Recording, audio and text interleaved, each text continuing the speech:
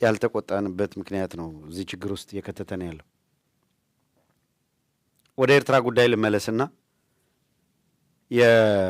በዛሬው ዕለት በጣም አነጋጋሪ ጉዳይ ሆኖ ያለው ኤርትራ እንደ ሀገር የተባበሩት መንግስታት ድርጅት 85ኛውን ጠቅላላ መደበኛ ጉባኤ አድርጓል። መደበኛ ስብሰባ ነው። ይሄ የተባበሩት መንግስታት የመደበኛ ስብሰባ ሲያደርግ ጉባኤ ደግሞ አለ፣ በጣም ሰፋ ያለ በየዓመቱ የሚያካሄዱት ጉባኤ። የተባበሩት መንግስታት ጠቅላላ ጉባኤ 81ኛውን ጠቅላላ ጉባኤ ለማድረግ 16 አገራትን የወከሉ የጉባኤ አዘጋጆች ምርጫ አካሂዷል። በጣም ብዙ መነጋገሪያ የሆነው የተባበሩት መንግስታት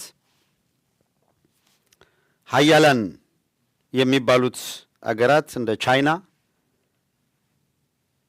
ሩሲያ፣ አሜሪካ፣ እንግሊዝ፣ ብሪታንያ እና ፈረንሳይ የመሳሰሉት ሀያላኑ ድምፅ ሰጥተው ጭምር በከፍተኛ ድምፅ ኤርትራ የተባበሩት መንግስታት 81ኛ ጉባኤ ምክትል ሊቀመንበር ሆና ተመርጣለች። ኤርትራ ምክትል ሊቀመንበር እንድትሆን ድምፅ የሰጡት አሜሪካም፣ ሩሲያም፣ ቻይናም፣ ፈረንሳይም፣ እንግሊዝም ሀያላኑን ጨምሮ በርካቶቹ። አሁን የ4 ኪሎን ፖለቲካ ውሃ በላው። አሁን ኦህዴድ ዳይፐሩን እየደረበ እያደረገ ነው። ይሄንን ባለ ዳይፐር ነው አሯሩጦ እንዳያወልቀው እስከ ፍጻሜው ዳይፐሩን እንዳደረገ እንዲኖር ማድረግ የሚያስፈልገው።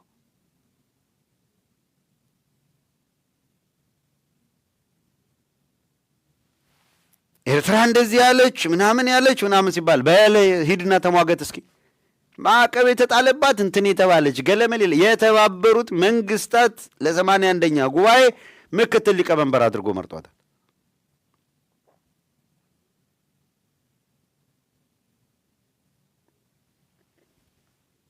ሪቮክ እናደርጋለን ሲል ነበር አብይ አህመድ። ቱልቱላ ፖለቲካ ምን እንደሆነ ሀሁን አያውቁትም። እውነት ለመናገር ሀሁ የሚያስቆጨው እኮ ይሄ ነው። እንደው አቅም ያላቸው የሚረዱ የሆነ ችሎታ ያላቸው ሁነው ቢሆን ኑሮ ኢትዮጵያን የምታክል ሀገር እንደዚህ ስልጣን ይዘው ማኒፑሌት አድርገው እንደዚህ የሚጫወቱት የሆነ እውቀት የተለየ ነገር ኖሯቸው ቢሆን አንድ ነገር ነው። የሚያሳዝነው እኮ ነው። ሌባ እንኳን የእውነት እኔ ሌላው ሰው እኔ ሌብነትን ያበረታታው አይደል? ሌብነት ጥዩፍ ነው። ግን ቴክኒካሊ ሌባ ሊሰርቅ ሲል ምናምን ሲል እጅ ከፍንጅ ከተያዘ እዛው በጥፊ ነው የምትወለውለው አይደል?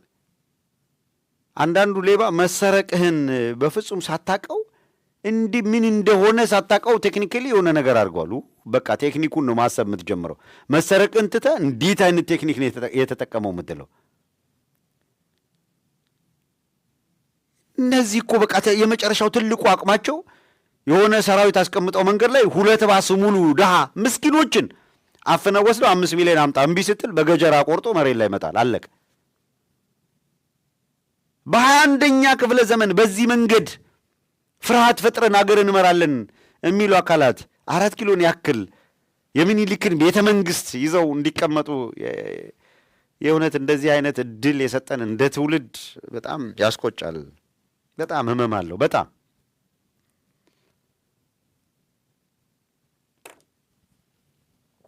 መረገም ነው።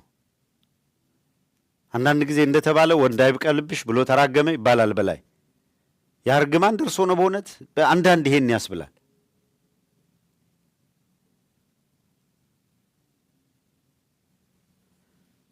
እንዴት ሂደን እንዴት እነዚህ ሰዎች ላይ ወደቅን?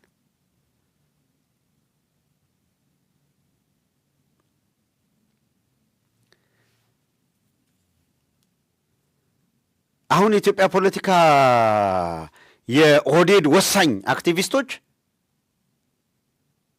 ጀንበር ዘግዘቅ ካለች ትንሽ ፀሐይ ጀንበር ዘግዘቅ ካለች እና ካልሳቀ ወደፊት ነው ወደ ኋላ እየሄደ የማትለዩት አንድ ጨለማ አለ። ለንደን የሚቀመጥ ሰው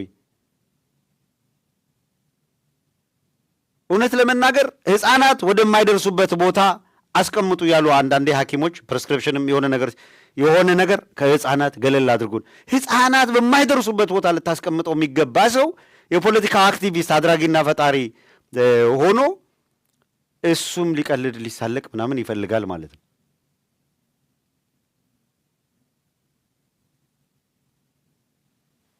እንዲሁ የደረስንበት ዘመን ይገርማል። ሰው በጣም ደፋር ሆኗል።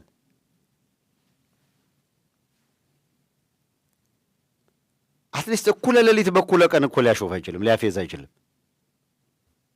እንዳለት እስኪ አክቲቪስት ነን የሚሉትን እንኳን ቁጠሩና ተመልከቷቸው። አክቲቪስት ነን የሚሉ የትኛው የአክቲቪዝም ስራቸው ነው? የትኛው እውቀት፣ የትኛው ትንተና ነው? ያውም ፕሪቪሌጅ ነው። በያሉበት አገር እየተዘረፈ በያሉበት እኮ አንድ ስራ ሳይሰሩ የሚፈልጉትን ገንዘብ ተመድቦላቸው ላይታች የሚሉ አካላት ናቸው። እነዚህን ጊዜ ሰጥቶን አንድ ወቅት ላይ አንዱ የሆነ ነገር ሲል ሰምቼዋለሁ። አንዴ ለንደን ያለ ምናምን የሆነ ካለ አንዳንድ እውነት አሉት።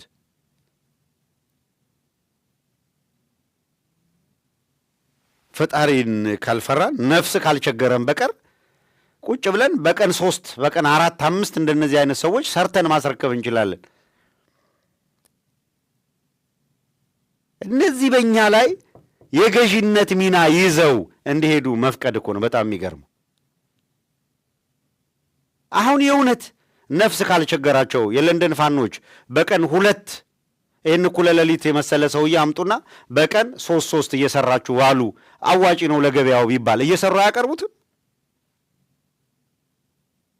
ምን ያስቸግራል? በደቂቃ ውስጥ ይህንን ሰርቶ ምርጥ ልጆች ናቸው የለንደን ፋኖች፣ ብዙ ችሎታ፣ ብዙ እውቀት ያላቸው። ስሩና አምጡ ብትሏቸው ሰርቶ ያመጣሉ። ይኸውና አክቲቪስት ብላችሁ ቲክቶክ ላይ ያረጉታል። ከዛ በኋላ እነዚህ እጅ ላይ ነው የወደቅነው። በዚህ ደረጃ ያሳዝናል። የኢትዮጵያ ፖለቲካ ተንታኝ ተደርጎ ገንዘብ ተመድቦለት ተቀምጦ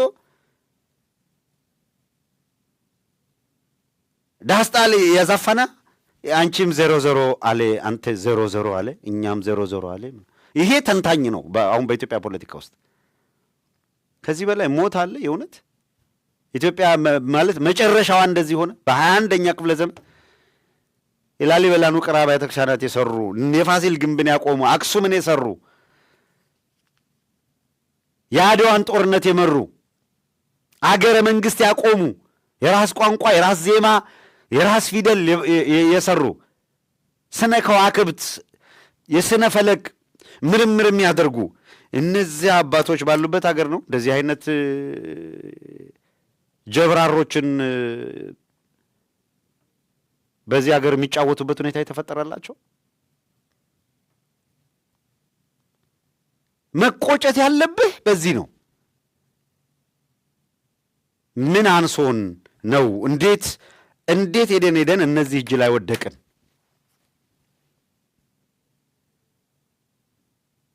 አክብደህ ሰማያት ሰቅለህ እንድታያቸው አይደለም፣ ግን እዚህ ግቡ በማይባሉ አካላት እንዴት እንደዚህ ተረግጠህ የምትገዛበት ሁኔታ ይመጣል? እንዴት ገለውንም ከዛ በኋላ በሞታችን ይቀልዳሉ። የሚያስቆጨው እኮ ይሄ ነው። ፈጅተው ቁማር ይሰሩብሃል። ስለተገደሉት አይዘገንናቸውም። ለምን ይዘገንናቸዋል? የገደሉት እንዲዘገንናቸው አይደለም። እረዳለሁ እኮ እሱን። እንደው ግን ትንሽ እንኳን ሰዋዊ ባህሪ ቢኖራቸው ተገለው ስለተጣሉት ነው መጀመሪያ አይደለም መቆርቆር የሚያስፈልገው። አሁን እውነት ለመናገር በኤርትራ ቦታ የአብይ አገዛዝ በተባበሩት መንግስታት ምናምን ተመረጠ ቢባል አስባችሁታል? በቃ በምንድን ነው የፌስቡኩን እንበድበት፣ ቲክቶኩን በቃ እንዋልበት፣ እንደርበት ነበር የሚባለው። ሰበር ዜና እነፋና እነዋልታ በቃ ያቀልጡት ነበር አገሩን።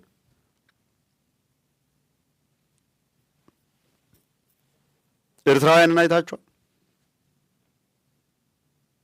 ትልቅ ምናምን ጉዳያቸውም አይደለም። በቃ ይገባናል ብለው ነው የሚያስቡት።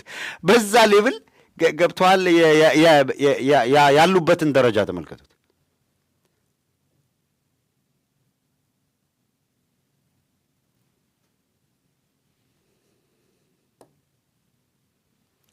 እናም ለማንኛውም የተባበሩት መንግስታት ይህንን አቋም መያዙ ኤርትራ የተባበሩት መንግስታት 81ኛ ጉባኤ ምክትል ሊቀመንበር መሆኗ እሱ ጀስት ዜና ነው። ከዚያ ባሻገር ግን ዓለም ለኤርትራ ያለው እይታ እየተቀየረ ነው የሚለው የዛሬ 3 ወር 4 ወር ትንተናችንን ከ3 ወር ወይም ከ4 ወር በኋላ ዓለም በኤርትራ ላይ ያለው እይታ እየተቀየረ የኤርትራና የአሜሪካ ዲፕሎማሲ እየተሻሻለ እነዚህ መልክ እየያዘ መምጣት ገና የፕሬዚደንት ኢሳያስ ዶናልድ ትራምፕ ወደ ስልጣን መምጣታቸውን ተከትሎ የእንኳን ደስ አለው መልእክት ሲያስተላልፍ የምስራቅ አፍሪካ ፖለቲካ ላይ ነገሮች መልካቸው እየተቀየረ ነው ብለናል እኮ። 4 ኪሎ የተቀመጠው ኦህዴድ የፖለቲካ ድንቁርናው መስፈሪያ የሌለው ነው እንጂ ይህንን ካየ በኋላ በምስራቅ አፍሪካ ቀጠና ምን አይነት ፖለቲካ መከተል ለኢትዮጵያ አዋጭ ይሆናል የሚለውን ሰክኖ የሚታሰብበትና ዲፕሎማቶች ዲፕ ኢንሳይድ የተጠና ፖሊሲ ይዘው የሚመጡበት ወቅት ነበረ። ግን አድራጊና ፈጣሪው ህጉም ፖሊሲውም ምናምኑም አብይ አህመድ እየቃሙ እያጨሱ እየጦዙ የፈለጉትን ነገር ጽፈው ጠዋት ተነስተው ይሄ ይሆናል ይሉሃል። ካልሆነ ደግሞ ሌላ ጊዜ ችግር የለም ይሄ ካልሆነ እንቀይረዋለን ይሉሃል። ኤክስፐሪመንት የሚያደርጉት አንተ ላይ ነው።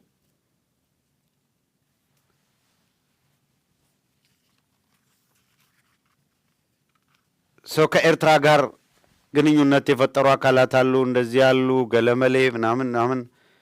አሁን እንደውም በጣም በቃ ሊያጠናክሩት ነው የበለጠ። አብይ አህመድ የኤርትራ ውጭ ጉዳይ ሚኒስትር ሆኜ እኔ ከዚህ በኋላ ምናምን ሲል ነበር አይደል? ተመድቤያለሁ እሰራለሁ ምናምን ሲል፣ አሁን ከፈለገ ኢሳያስ አንዳንድ ነገር ሲቸግርህ ለእኔ ንገረኝ ብሎ ሊደውልለት ይችላል። ነገር ሲገላበጣየው የተባበሩት መንግስታትም ሀያላኑ ሀገራትም በምስራቅ አፍሪካ እንደ ኢትዮጵያ ያለ አገር እንዴት ፍራጃይል እንደሆነና ወደ ፍርሰት እንደሄደ ገብቷቸዋል። ስለዚህ ኦልተርኔቲቭ ፓወር እያዩ ነው፣ እያማተሩ ነው። ኢትዮጵያን የምታክል ታላቅ አገር ወስዶ የመሬት ቅጥረኛ ያደረገ የበሻሻ ዱርዬ ጋር ግንኙነት ቢያደርጉ ምን ዋጋ አለው?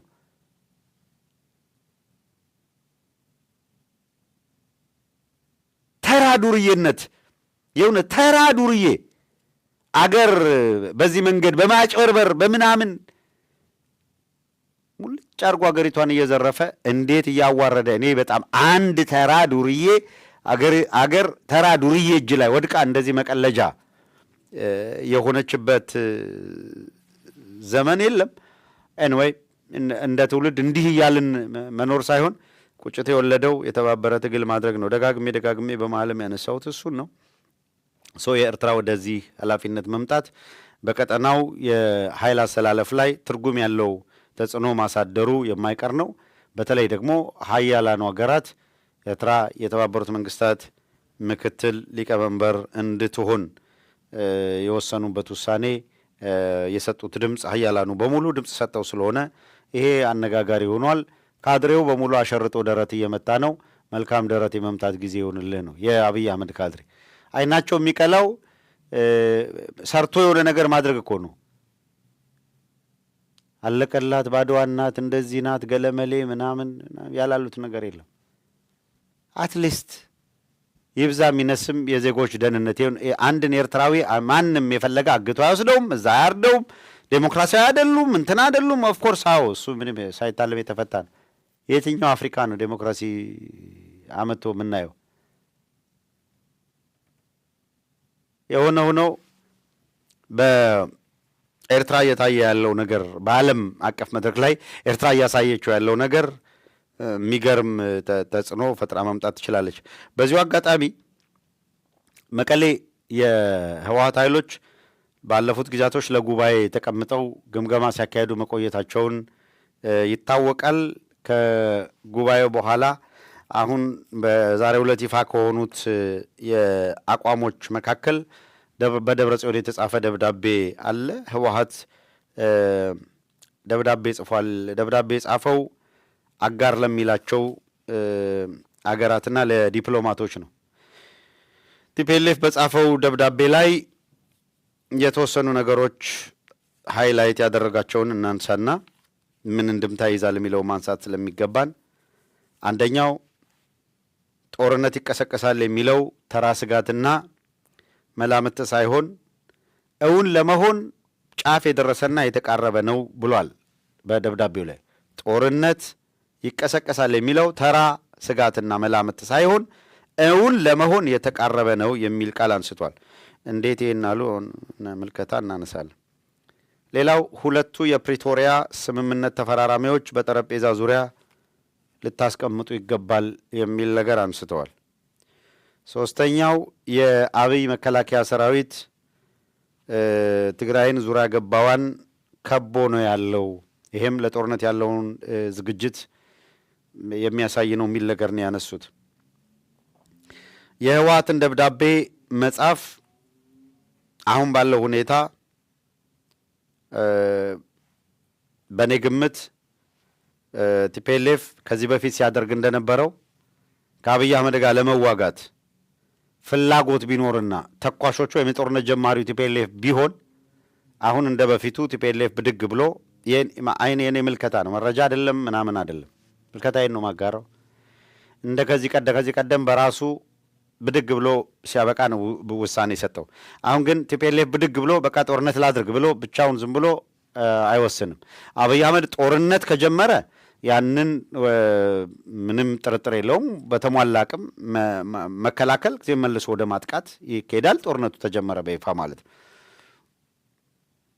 አብይ አህመድ ሲጅ አድርጎ ቀጥላለሁና በዚህ መልኩ መጀመሪያ ያዳከምኩ፣ አሁን በጀት አቋርጧል፣ ዙሪያውን ከቧል፣ ሸቀጦች አይሄዱም፣ ነዳጅ አይሄድም፣ ምናምን አይሄድም። በዚህ ሁኔታ ትግራይ መልሶ ሲጅ አጋጥሟቸዋል። ከአብይ አካባቢ ካለፈው የሚለየው በኤርትራ በኩል ክፍት መሆኑ ነው። በዚህ በሱዳን በኩል ምንም እድል ፈንታ የለም። በሱዳን በኩል ያለውን በኤርትራና ሱዳን በሚዋሰኑበት መልኩ መንገድ ከሱዳን ጋር የመገናኘት እድል አለ። ኮሪደር መጠቀም ያኛውን የሱዳንን ኮሪደር ሲፈልጉት በኤርትራ በኩል መጠቀም የሚችሉበት እድል እንዳለ እሱ ግልጽ ነው። በአፋር በኩል እንቅስቃሴ ያደርጋሉ። የጌታቸው ረዳ ስምረት ቢምቢ ናት። ምንም የሚቸግራቸው ነገር የለም። ወደዛ ማለፍ ሲፈልጉ ቢምቢዋን እሺ ብለዋት ምናምን ነው የሚያልፉት። ትርጉም ያለው ነገር አይደለም እዛ የተቀመጠ ኃይል። በአፋር በኩልም መንገድ አላቸው። ሁለተኛ የአፋር ጉጉሙ ኃይልም ከጊዜ ወደ ጊዜ እየተጠናከረ መምጣትና አሊያንስ ያላቸው መሆኑ እሱም ደግሞ የራሱ ፋይዳ አለው። የሆነ ሆኖ በዛ ቀጠና አንድ የተጠነካከረ ነገር አለ። ቲፒኤልኤፍ አሁን ብድግ ብሎ በራሱ ወስኖ ሲያበቃ ዛሬ በቃ ጦርነት እጀምራለሁ ይላል የሚል እምነት የለኝም። በራሱ ማለት ከዚህ በላይ ሲጅ ተደረገ መቆየት የለብኝምና ከአብይ አህመድን ከዚህ አካባቢ በማጥቃት ማስከፈት አለብኝ ካለ የኤርትራም ሴይ የሱዳንም ሴይ የፋኖም ሴይ ያስፈልገዋል ማለት ነው። አለበለዚያ ከአብይ አህመድ ጋር የሚያደርገው ውጊያ ከማንኛውም ሌላ አካል ጋር በተቃርኖ ከተጀመረ እንደማያስኬዳቸው ግልጽ ነው። ዳትስ ዋይ የአብይ አህመድ አገዛዝ ማክተም አለበት የሚል እሳቤን መሰረት ያደረገ የትብብር ካውንስል ወደ መመስረት ለመሄድ ንግግር እየተደረገ ነው የተባለው። ከዚህ ጋር እዚያው ርዕሱ ላይ እንዳለው ነው፣ አልወጣውም። ሶስቱንም ነገሮች የሚነካካ ነገር ነው እያነሳ ያለው። የመቀሌው ግምገማ በአንድ በኩል ባለን መረጃ መሰረት ከዚህ ቀደም በነበረው ሁኔታ እና ምናምን መቀጠል እንደማይቻል አንደርላይን አድርገው ሲያበቁ ከኤርትራ ጋም ከሱዳን ጋም ከአማራ ጋር ከአፋር ጋር አልፎ ተርፎ ከቤኒሻንጉል ከጋምቤላ ወዘተረፈ ከሶማሌ በየቦታው የአገዛዝ ማብቃት አለበት ብለው ከታጠቁና ከተሰለፉ ኃይሎች ጋር በሚኖር ጤናማ ግንኙነት በአጠቃላይ በአገር ደረጃ በሚመጣ ለውጥ የትግራይን ጉዳይ ይፈታል። ይሄ ካልሆነ በተናጠል መፍታት አይቻልም የሚል አንድ ኃይል አንድ ግሩፕ መከራከሪያ ነበረው። ሌላኛው ግሩፕ ደግሞ የለም የማንም አጋርነት ሳያስፈልግ ኤርትራንም እንደ ታሪካዊ ጠላት ከአማራም ጋር ያለው ልዩነት በኃይል ይፈታ የሚልና ኤንድ ሪዛልቱም የመጨረሻ ውጤቱም ትግራይን አዘ ዲፋክቶ ስቴት አድርጎ ማወጅ ነው የሚል ፍላጎት ያላቸው እነ ክንፈዳኘው ወዘተረፈ የሚያራምዱት አይነት አቋም የተገንጣይነት አቋም እናራምድ የሚሉ ኃይሎች ናቸው። ይሄንን በመደገፍ ረገድ በምነው አባ ሰላማ ወሬቨር ከሳቴ ብርሃን ገለመሌ የሚል የትግራይ ሲኖዶስ መስርተናል ያሉትን ሰረቀ ብርሃን እንደዚህ ያለውን ነገር ፕሮሞት የሚያደርጉና አገር እንስራ የሚሉት የነ ክንፈዳኘውን ኃይል የሚደግፉና የሚያንቀሳቅሱ ናቸው። በዚህ ምክንያት በራሱ ትግራይ ላይ ያለው ሲኖዶስ ለሁለት ተከፍሏል። ልክ እንደ ፖለቲካ ኃይሉ ማለት ነው። አንደኛው ኃይል በፍጹም በዊዝን ኢትዮጵያ ማዕቀፍ ችግሮቻችን መፈታት አለባቸው፣ ይሄ ካልሆነ የትግራይን ሕዝብ ለበለጠ መከራ አደጋ እንጋርጠዋለን፣ ስለዚህ የትብብር ካውንስል ያስፈልጋል፣ የተገንጣይነት ጥያቄ ኢንተርቴን መደረግ የለበትም፣ አሉን የምንላቸው ችግሮች በኢትዮጵያ ማዕቀፍ ውስጥ ይፈቱ የሚል ነው። ሌላኛው ደግሞ ከኢትዮጵያ ማዕቀፍ ውጪ በዲፋክቶ ስቴትነት ወይም አገር ምስረታ ወደሚለው መሸጋገር አለብን የሚል ተገንጣይ ሀሳብ የሚያራምደው ነው። ይሄ ተገንጣይ ሀሳብ አራማጁ ቡድን እምብዛም በሰራዊቱ ስር የሰደደ ይሄ ነው የሚባል ትርጉም ያለው ኃይል የለውም። በፖለቲካ አመራሩም በኩል ይሄን ያህል የሚደገፍ አካል አይደለም። በአመዛኙ በጉባኤው ላይ የበላይነት ያገኘው ኃይል በኢትዮጵያ ማዕቀፍ ውስጥ ችግሩ ይፈታል የሚለውን አፐርሃንድ የያዘው ቡድን ነው። ይሄ ከሆነ የተገንጣይነት ጥያቄ ኢንተርቴን ካልተደረገ በትብብር ካውንስል ውስጥ ከቀረቡ መሰረታዊ የትብብሩ ማዕቀፎች ወይም ጥያቄዎች አንደኛውና መሰረታዊው በዚህ የትብብር ማዕቀፍ ውስጥ የሚገባ የኢትዮጵያን ሉዓላዊ የግዛት አንድነት ጥያቄ ውስጥ የማይከት ወይም ኢትዮጵያን የማይበትን እንቅስቃሴ ስለማድረጉ ዋስትና የሚሰጥ የሚል ስላለ ይሄ ስምምነቱ ማዕቀፍ አንድ አካል ይሆናል ማለት ነው። ነገርየውን የበለጠ ስምረት እንዲኖረው ያደርጋል። የጌታቸው ስምረት ፓርቲ እያልኩ አይደለም። ስምረት የሚለው ከመስተካከል ጋር ከነገሩ መሳካት ጋር ከማለት ጋር አያይዘው ነው። ሁለተኛው እንግዲህ በዚህ የተገንጣይነት ጥያቄ የለም ከተባለ በኋላ የህገ መንግስት ጉዳይ ነው ሌላው ኢንተርቴን የሚደረገው። የህገ መንግስት ጉዳይ ሁለት ቡድኑን በሁለት ያወዛገብ ነው። አንደኛው ኢቭን የመገንጠል ጥያቄ ኢንተርቴን ማድረግ የለብንም የሚለው አካል ራሱ ተቸግሮ የነበረው የህገ መንግስቱን እንደ አልፋና ኦሜጋ አድርጎ የማየት ይሄን ህገ መንግስት በቃ የማይነካ ምናምን አድርጎ የማየት አደገኛ ሁኔታ ነበር። ተቸካይነት ማለት ነው። ይሄ ብልክ እኛን የጻፍነው እኛ ነው የምንኖርበት። ግን አንድ ቻሌንጅ መጣ። በተለይ ከዚህኛው ከአዲሱ ጀነሬሽን ቻሌንጅ መጥቶባቸዋል። የመጣው ቻሌንጅ ይሄ ህገ መንግስት ከመገደል አድኖናል የሚል ጥያቄ ነው የቀረበላቸው። ይሄ ህገ መንግስት ከአማራ ጋር የለየነት እንደዚህ አይነት ቁርሾና የጠላትነት ስሜት ነው የፈጠረብን። ከአፋር ጋር ተመሳሳይ ነገር ነው የፈጠረብን። እንዳውም አንዳንዶቹ በትንሽ ጠንከር አድርገው ያነሱት በትግራይ በጠቅላይ ግዛትነት ወይም በክፍለ ሀገርነት በትግራይ ይዞታ ስር የነበረ ግን ወደ አፋር ክልል ሆኖ ሲሰራ ይሄዳል።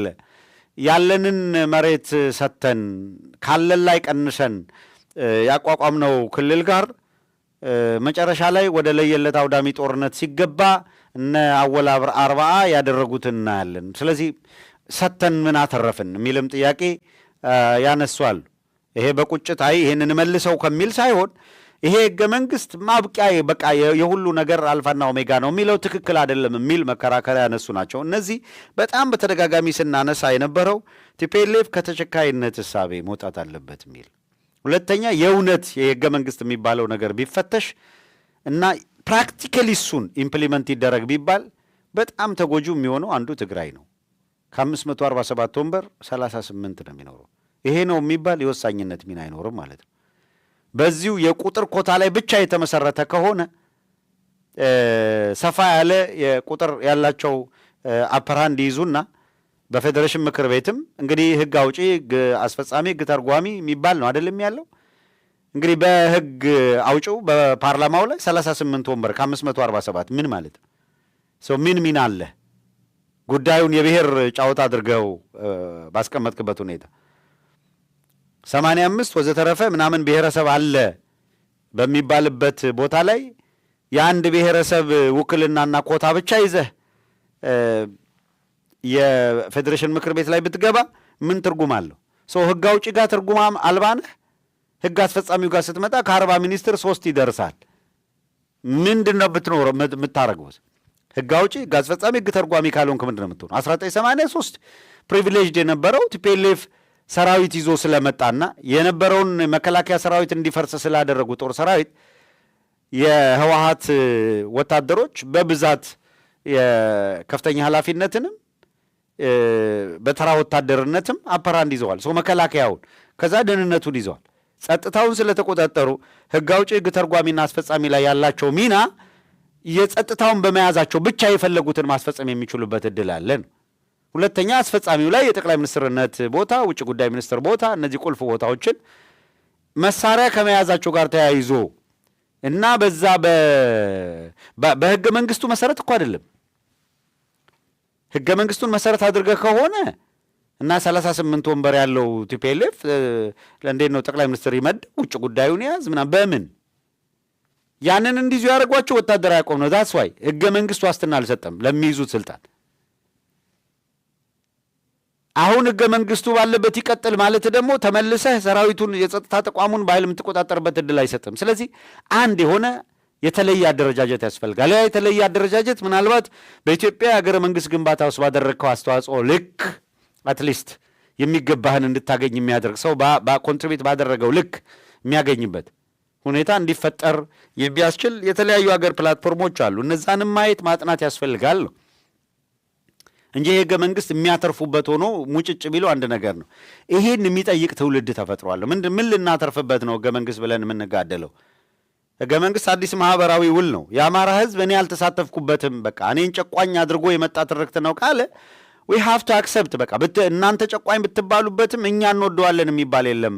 አብረን እንሰራለን እስካለን ድረስ ይሄ ህገ መንግስት ለንግግር የሚቀርብ ነው። መስተካከል አለበት፣ መለወጥ አለበት፣ መሻሻል አለበት የሚል ጥያቄ የሚያነሱ አካላት አፐራንድ ይዘዋል። ይሄም አሁንም ለምን ይረዳል?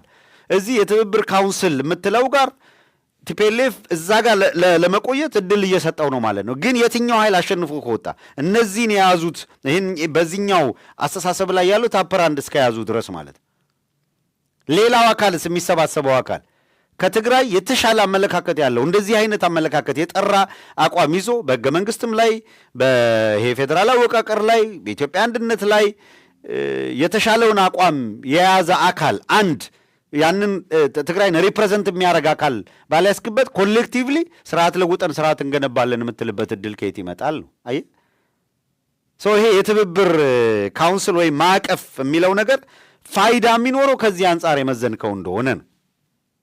በተመሳሳይ ሁኔታ ከትግራይ በኩል ያሉት ደግሞ ከአማራም ከሌላውም የሚያገኙት አላያንስ ወይም የካውንስሉ አካል ሊሆንላቸው የሚችለው አካል ምንድን ነው ያለውን አሁን ለምሳሌ አንድ ሁለት ሶስት አመለካከት ይራመዳል አይደል? አንዱ በቃ ጠላት ናቸው ፈጽሞ መጥፋት አለባቸው የሚል አመለካከት አለ። ላደረሱብን በደል ሁሉ ሂሳብ በማወራረድ ባደረጉብን ልክ እናደርግባቸዋለን የሚላል። ደግሞ ሌላ አመለካከት አለ። በቀል በበቀል አይደለም የሚጠፋው፣ በፍትህ ነው። ህዝብ እንደ ህዝብ አይደለም ጠላት የሆነው። ወንጀል የሰሩ አካላት በድርጅት ውስጥ ተለቅመው እያንዳንዱ በህዝባችን ላይ ለተፈጸመ ወንጀል ኃላፊነት የሚወስዱ አካላት ኃላፊነት እንዲወስዱ የሚያደርግ የጋራ የሆነ ነፃና ፍትሃዊ በሆነ መንገድ የሚቋቋም ገለልተኛ ሆኖ የሚቋቋም የሽግግር ጊዜ ፍትህ የሚያሰፍን የእውነትና እርቅ አፈላላጊ ኮሚሽን መኖር አለበት የሚለው ላይ ተግባቦት መደረስ አለበት። አትሊስት ይሄንን የሚጠይቅ በአማራ በኩል ያለ ኃይል በዚህ መንገድ ነው ችግሩን የምንፈታው። በእኛ በኩል ችግር አለ የሚባል ከሆነ ያንን በፍትህ ተጠያቂ ሊሆን የሚችል በገለልተኛ አካል ተጣርቶ የሚጠየቅ ይጠየቃል። በዚህም የሚጠየቅ ይጠየቃል። በዚህም የሚገባውን ካሳ እንዲገኝ ይደረጋል። በዚህ መንገድ ቋጭተን ስናበቃ ዘላለማችንን እንዳንዋጋ የሚያደርግ ሁኔታ መፍጠር አለብን የሚል አካል ያስፈልጋቸዋል። የትኛው ጋር ነው ሞር ኢንጌጅመንት ሊኖረን የሚገባው የሚለውም አሁንም ወደ ትብብር ካውንስል የሚባለው ሊያመጣ የሚችለው እንደዚህ አይነት የጠሩ አገሪቷን ወደ ተሻለ ሊያስቀጥሉ የሚችሉ እሳቤዎች የያዙ አካላት የተሰባሰቡ እንደሆነ ነው። ከሌላውም አካል እንደዛው አሁን ያልጠራ ግን ደግሞ ሲወዛገቡ የነበሩበትን ነገር መልክ ለማስያዝ እየተሞከረ ያለበት ነገር 4 ኪሎ ያለውን የኦህዴድን ፀሐይ እያጨለመ መጥቷል። ዘላቂ ጠላት ናችሁ እኮ ምናምን ለሚሉን አሁን ከእናንተ የባሰ ጠላት የለንም ነው የአማራ ሕዝብ እየመለሰ ያለ። ለኢትዮጵያ ኦርቶዶክስ ተዋሕዶ ቤተ ክርስቲያን እነ ስብሐት ነጋ ፈርደውባታል እኮ ክፋታቸውን አሳይተዋል። አዎ ትክክል ነው። ያ አሁን ላለው ችግር መሰረት ጥሏል። አዎ ግን አሁን ለችግሩ መሰረት የጣሉት አካላት ሌላውን ለመጉዳት ያመጡት እነሱንም ራሳቸው ለእልቂት የዳረገ ተሳዳጅ ያደረገ ነው። የትላንት በቃ ይሄ ነው። መልሰው ራሳቸውን ምንድነው የጅራፍ ራሱ ይገርፋል፣ ራሱ ገርፎ ራሱ ይጮሃል እንደሚባለው እና ዞሮ ራሳቸው እየተጎዱበት ነው፣ ራሳቸው እየተገረፉበት ነው። በሄዱበት መንገድ እችን ሀገር ለኦህዴድ እንሰጣታለን ከሄድን አሉ። ኦኬ ለኦህዴድ ሰጡ። ምንድን ነው ያተረፉት? ያለፈው ጦርነት፣ አሁን ለሌላ የጦርነት ስጋት 27 ዓመት የተገነባው እንደገና ወደ ጋርዮሽ ስርዓትን እንመልሳቸዋለን ብለው እንደዛ ዋጋ ነው የከፈሉበት አይደል? ሰተን እንሄዳለን ሲሉ አማራ የሚጎዳ ብቻ ነበር የመሰላቸው። ግን ከአማራው በላይ በቀዳሚነት ዱቄት አረግናችሁ በሻሻ አደረግናችሁ የተባለው ትግራዩን ሮንግ ዲሲሽን ነበር ማለት ነው። የተሳሳተ ውሳኔ ወስነዋል። ያን እንዳይደግሙት ማድረግ ነው የሚያስፈልገው። ይሄንን በብስለት በጥንቃቄ ማየት ያስፈልጋል ነው። እነሱ አለቁበት፣ ለኛ የደገሱት ለነሱ ሆነ። ድርጅቱን ነው እያልን ያለ ነው፣ ፓርቲውን ነው፣ ህዝቡን እያለ ህዝቡማ ፍዳውን እያየ ነው እንደሌላው ሁሉ። አሁን የግምገማ ውጤት አጠቃላይ የፖለቲካ ሜሱ በዚህ ሁኔታ መጥቷልና ይሄ ነገር መልክ መያዝ አለበት፣ ቅርጽ መያዝ አለበት፣ መስተካከል አለበት ወደሚል ግፊት እየመጣ ነው። እዛ ላይ አይ ቲንክ ተግባቦት ከፈጠሩ የካውንስል የሚባለው ስብስብ ቀና የበለጠ ወደ ተሻለው መንገድ የሚሄድበት እድል ይኖራል ማለት ነው። አንድ ዲፋክቶ ስቴት ግንባታ አገር መስረታ ምናምን የሚለውን የሚያስቀርና በኢትዮጵያ ማዕቀፍ ውስጥ የመሰባሰቡ ብያኔ ነው። እሱ የተገንጣይነት አጀንዳ በቃ ማለት ነው። 2 ህገ መንግስቱን ተከትለው የመጡ አሁን ያለ ለመባላት የዳረገ የፌዴራል ስርዓት በአጠቃላይ እንደ አዲስ የሚቃኝ ካልሆነና በዘላቂነት ሰላም ወደሚያመጣ ነገር ካልተሄደ በቀር ባለፈው ላይ ተመስርቶ እንዲህ ሆኗል አይባልም። በቃ ተሞከረ፣ ኤክስፐሪመንት ነው። ተሞከረ፣ እልቂት ነው ያመጣው። ተሞከረ፣ ያላባራ ጦርነት ነው። ይሄ እንደገና ተፈትሾ ከቤዚክ ፕሪንሲፕሉ ሳይወጣ ማለት ነው። ለምሳሌ የብሔረሰቦች መብት የሚባላል። የብሔረሰቦች መብት ባህላቸውን፣ ወጋቸውን፣ ስርዓታቸውን ማሳደግ፣ የቡድን መብት ይኖራቸዋል። የቡድን መብታቸው ግን የግለሰቦችን መብት እንዲጨፈልቅ ሆኖ መሰራት የለበትም። አለቅ የኢትዮጵያ የብሔረሰቦች ናት ምናምን የሚል ጨዋታ ኢትዮጵያ የዜጎቿ ነው የምትሆነው። የትም ዓለም አገር ዜጋን በሙሉ እንዳይኖር አድርገህ አይደለም።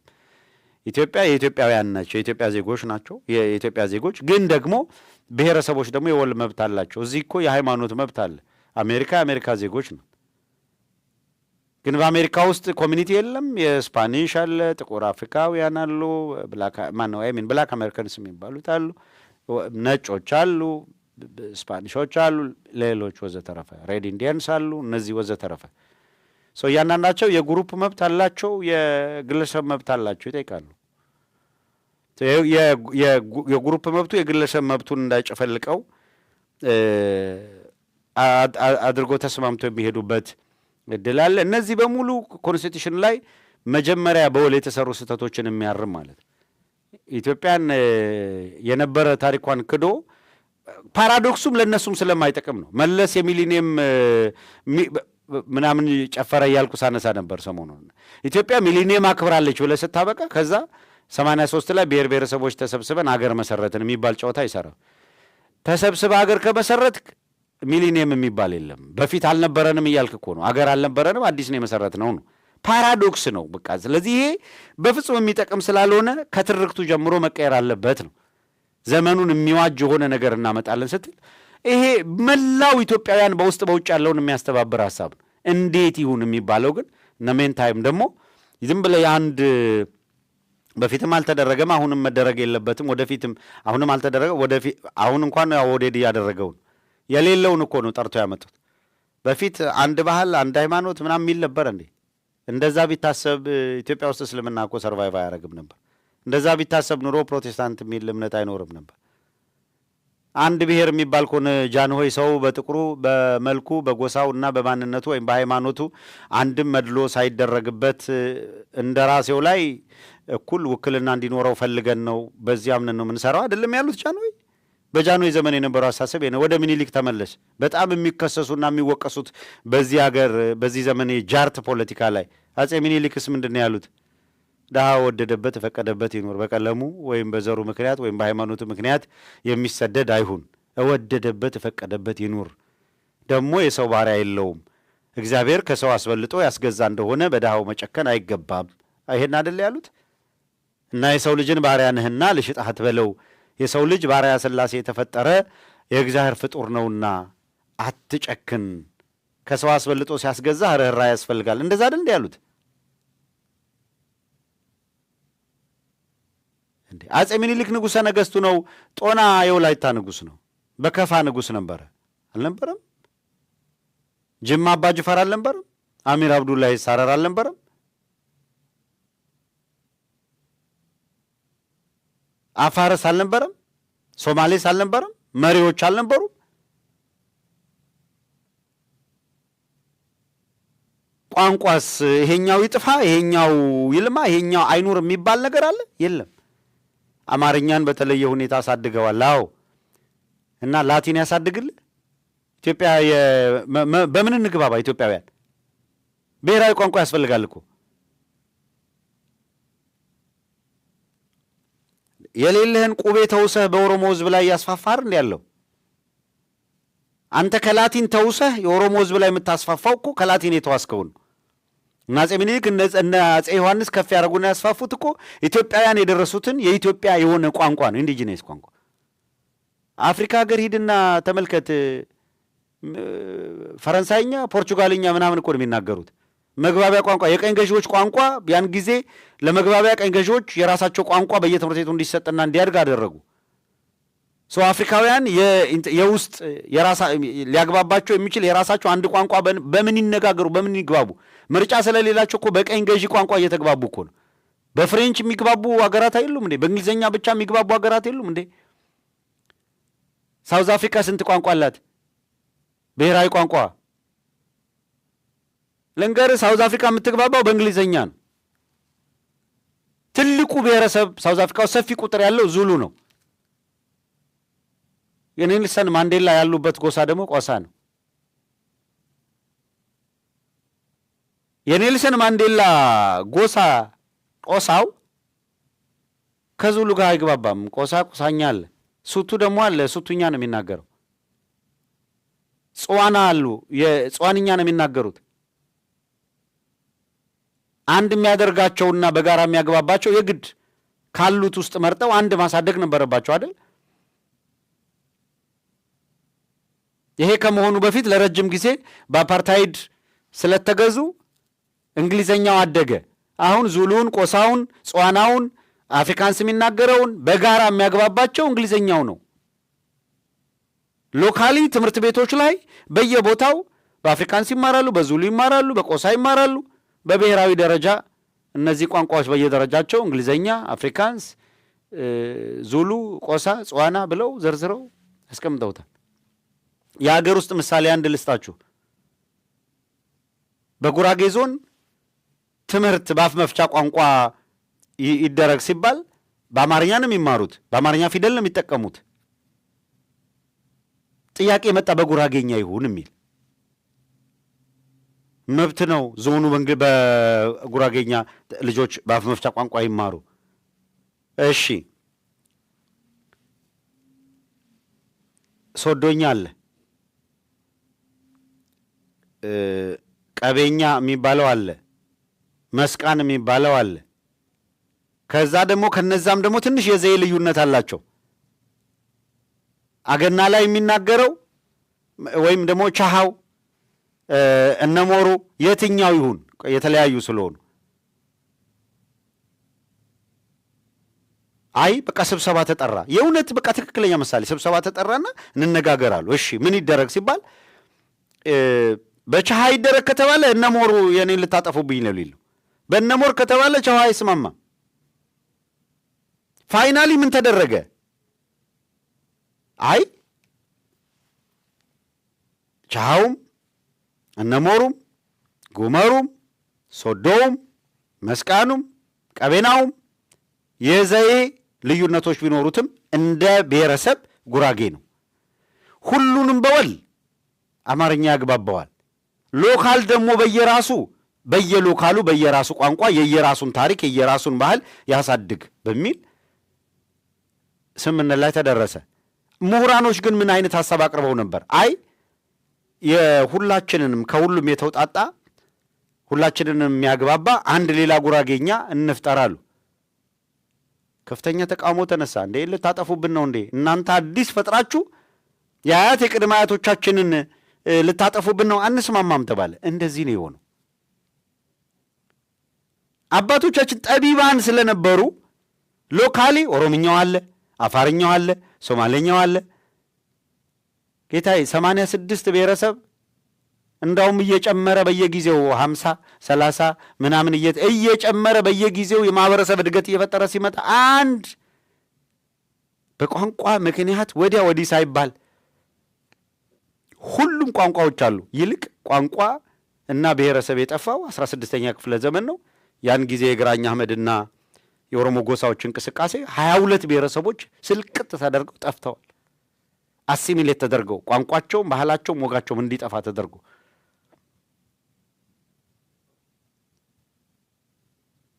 እና የምዬን ወደ አብዬ ያላደረገውን ይሄ ህዝብ ዋጋ እንዲከፍል የማድረግ እንቅስቃሴ ነው መቆም ያለበት። ይሄ የዛኛው ክፍለ ዘመን እንቅስቃሴ አሁን በ4 ኪሎ ገዢ ሐሳቡ ነው መጥቷል። እብደት ነው ይሄ።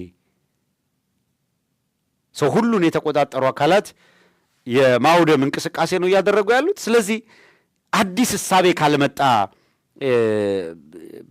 የትግራይ የፖለቲካ ኃይሎች ጋር ሌላውም የፖለቲካ ኃይሎች ጋር በነበረው ተሸክሎ ረጅም ርቀት መሄድ አያስችልም ነው። የትብብር ካውንስሉ በዚህ ማዕቀፍ እየተግባባ የጋራ አቋም እየያዘ ካልመጣ በጣም አስቸጋሪ ሁኔታ ይገጥመዋል ነው።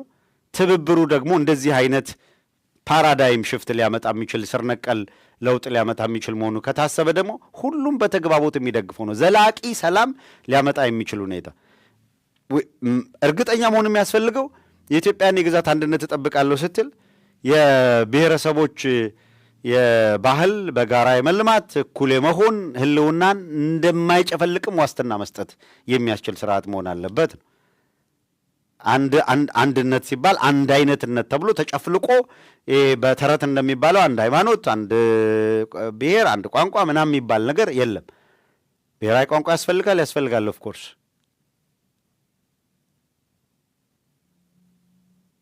አንድ ሁለት ሶስት ኢኮኖሚህ እያደገ በሄደ ቁጥር 4 5 ልታደርገው ትችላለህ። ዛትስ ፋይን። አቅሙ እስካለ ድረስ ምን ችግር አለ? ቋንቋ መግባቢያ ነው። ባህልና ወጉ ግን እያንዳንዱ የየራሱን ኢንተርቴን ያደርጋል። አንዱ የሌላኛው የኔ ነው ብሎ ካሳደገው ደግሞ የበለጠ ጥሩ ይሆናል። ይህንን እሳቤ ነው ማዳበር የሚያስፈልገውና አይ ቲንክ ቤዝ ያለው በጣም በመከባበር ላይ በመደማመጥ ላይ የተመሰረተ ጠንካራ ሀገር እንዲኖረን የሚያስችል ሁኔታ ትፈጥራለህ። ከስሜት የዘለለ ማለት ነው። አንዳንዱ የለም ከነዚህ ጋር ምናምን በአጠቃላይ የኢትዮጵያ ዕጣ ፈንታ ችግር ውስጥ ይከተውና እሺ እንደ አማራ ተሰባሰብ ስትለው ደግሞ የከሌ ጎጥ ብሎ እንደዛም ተበተነ የት ጋር ልትሄድ ነው እያልክ ቀበሌ ሄደህ ልትቀመጥ ነው። ሰፊ የሆነ ነገር እሳቤ ያስፈልጋል። ዋይድሊ ማሰብ ያስፈልጋል። ይሄ ማለት ግን በየትኛውም መንገድ የአማራ የህልውና ትግል አድራጊ እና መሪ አካላት በማናቸውም መልኩ ከሌሎች ጋር የሚደረግ ትብብሮች የራስ አጀንዳን ሳይሸርፉ ሳይጥሉ መሆን አለበት። ትብብር መኖሩ፣ መግባባቱ፣ መነጋገሩ የተነሱበትን ዓላማ እስካስጠበቁ ድረስ መልካም ነው።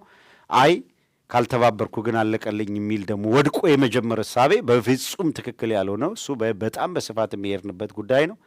አፐራንድ ይዘህ እንደዚህ ደግሞ በጣም አቅምህን በሚያሳይ ሁኔታ ተደራጅተህ አይ የምንወክለው ህዝብ በዚህ ደረጃ የሚወከል የምንወክለው ህዝብ እየታገለበት ያለ አጀንዳም ደግሞ ሳይሸራረፍ የሚፈጸም በሚል ልበ ሙሉነት ይዘኸው ከቀረብክ ደግሞ የፈለገው ነገር ይፈጠር ታሪክ በደማቅ ቀለምም ጭምር ጽፎ የሚያከብርህ ነው የሚሆነው የሚለውን ታሳቢ ማንሳት ነው።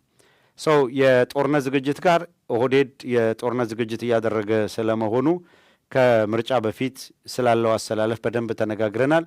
በትግራይ ከምርጫ በፊት እንሂድ የሚል ሀሳብ ነበረ። ያ ከተመ። አሁን እንደምታውቁት ትግራይ ላይ ምርጫ አልተካሄደም። በትግራይ ምርጫ ለማካሄድ ሌላውን ስልጣን መንግስትና ብለው ካወጁ በኋላ ኦህዴዶች ትግራይ ላይ ያለው ኃይል ላይ እንዘምታለን ነው የሚል አቋም ያላቸው። ይሄ ነገር የትግራይ ደግሞ ያለው ኃይሎች ገብቷቸዋል ምን እየተፈጠረ እንደሆነ። ስለዚህ ለዓለም አቀፍ ማህበረሰቡ ደብዳቤ ጽፏል። እዚህ ከአንድ ቁልፍ ነገር ብቻ ላንሳ ከማጠናቀቂ በፊት ምንድን ነው በደብዳቤው ላይ አንዳንድ ሰዎች አስተያየትም ሲጽፉ ተመልክቻለሁ። ሰክኖ ነገሮችን 2 ሌየር 3 ሌየር ያላቸውን ነገሮች ገለጥ አድርጎ ማየት ያስፈልጋል። በደብዳቤው ይዘት ላይ እኔ አየሁትና የደብዳቤው ይዘት ላይ እነዚህ ሰዎች ብዙ ጊዜ አጥር ላይ ነው የሚቆሙት፣ በጥንቃቄ ማየት አለብን ብዬ ስለማስብም አየሁት ደብዳቤውን እና ብዙ ሰው ያነሳው በደብዳቤው ላይ ከተቀመጡ ይዘቶች አንዱ ሁለቱ የፕሪቶሪያ ስምምነት አድራጊዎች በጠረጴዛ